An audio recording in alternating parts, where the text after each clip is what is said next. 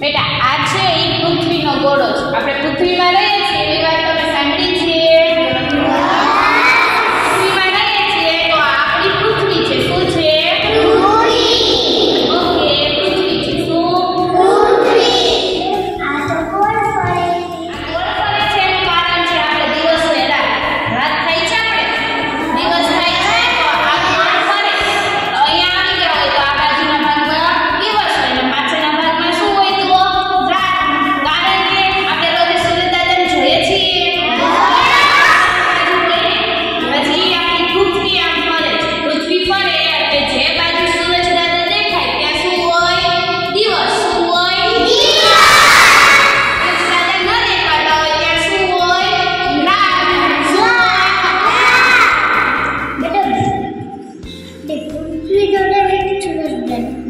ના, આપણી પૃથ્વી દોડે છે, સૂરજદાદા નહીં. કારણ કે સૂરજદાદા તો છે એ એક જ જગ્યાએ ઊભા છે, પણ આપણી પૃથ્વી છે એ સૂરજદાદાની ફરતે આવી રીતે ફરે છે.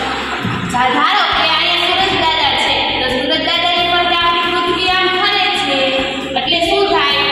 આ પૃથ્વી છે એ આમ ફરે અને આમે ફરે. એની ધરી ઉપર ફરે એટલે સૂર્યની ફરતે, સૂરજદાદાની ફરતે પણ ફરે છે. શું થાય?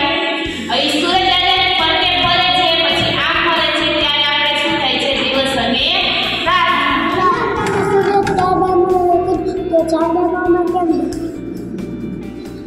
બેટા એમાં એવું છે કે સૂરજ આ બાજુ છે અને ચાંદા મામા છે એ આપણા પૃથ્વી છે એ ગ્રહ છે. તો પૃથ્વીનો ઉપગ્રહ કોણ છે?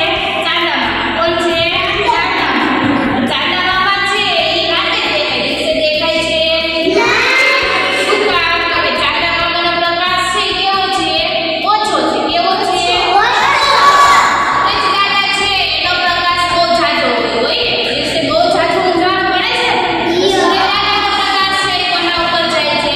ચાંદા મામા. ચાંદા મામાનો પ્રકાશ ક્યાં આપણી પૃથ્વી ઉપર ક્યાં આવે છે? પૃથ્વી ઉપર ચાંદા મામાનો પ્રકાશ આવે છે એટલે ચાંદા મામા શું કરે? ચમકે છે. ચમકે છે ને? ચાંદા મામા કેટલા દેખાય? ચાંદા મામા ઊંચી આંગળી કરો તો રોજે દેખાય છે. નાના દેખાય મોટા? આ શું છે? દિવાસળીનું બોક્સ. આ શું છે? આ બધું આ શું છે?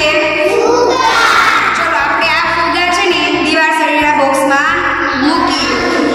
ચલો દિવાસળીના બોક્સમાં ફુગ્ગા સમાય છે.